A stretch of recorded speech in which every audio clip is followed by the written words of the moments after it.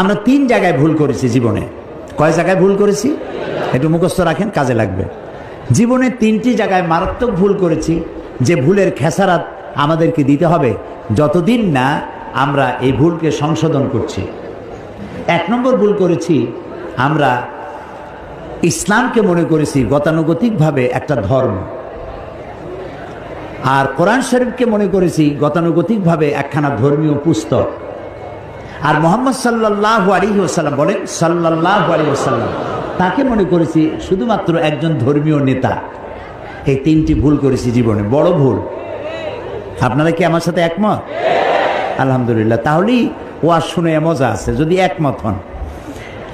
আবার আমি এমন কোনো কথা যদি বলি যেটা কোরআন সুন্নাহ বিরোধী, তাহলে যে কোনো লোক লিখিত আকারে হোক, দাঁড়ায় হোক, প্রশ্ন করে আমার কাছ থেকে জেনে নিতে পারবেন যদি আমি ভুল করি। আমি ভুলের ঊর্ধ্বে নই। প্রথম ভুল করলাম, ইসলামকে মনে করেছি একটা ধর্ম, শুধুমাত্র ধর্ম।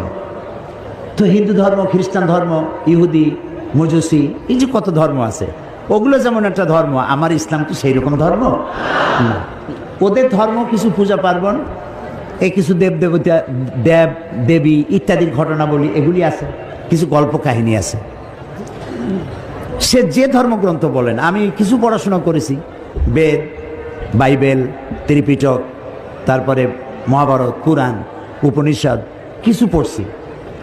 তো ওটা আমি এই বেদ, বাইবেল, সমস্ত ধর্মগ্রন্থকে আমরা শ্রদ্ধা করি। আমরা প্রত্যেকটা উপাসনালয়কে শ্রদ্ধা করি, সেটা মন্দির হোক, সেটা প্যাগোডা হোক, সেটা গির্জা হোক, সেটা গুরুদুয়ারা হোক, সমস্ত উপাসনালয়কে সম্মান করি, সমস্ত ধর্মীয় পুস্তককে সম্মান করি, সমস্ত জাতিকে সম্মান করি। আলহামদুলিল্লাহ বলি, আলহামদুলিল্লাহ। যেহেতু ইসলাম হচ্ছে মহাসাগর, উদার, মহাসাগরের মতো উদার, মহাকাশের মতো উদার। সুবহানাল্লাহ।